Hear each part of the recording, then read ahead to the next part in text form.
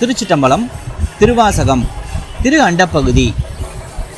இத்தந்திரத்தில் காண்டும் என்று இருந்தோருக்கு அத்தந்திரத்தில் அவ்வையின் ஒளித்தும் முனிவு அற நோக்கி நனிவர கிளவி ஆணென தோன்றி அலியென பெயர்ந்து வாழ்நுதல் பெண்ணென ஒளித்தும் சேன்வையின். இதன் பொருள், சிலர் அவரை பார்க்க பயன்படுத்த முடியும் என்று நினைத்த அதே கருவியை பயன்படுத்தி அவர் தன்னை மறைத்து கொண்டார். அவர் மீது அன்பு காட்டியவர்களிடமிருந்து கூட அவர் மறைந்தார். அவர் ஒரு ஆணாக தோன்றினார், பின்னர் பாலினமற்றவராக இருந்தார், பின்னர் வாழ்வடிவ புருவத்துடன் ஒரு பெண்ணாக தன்னை மறைத்து கொண்டார்.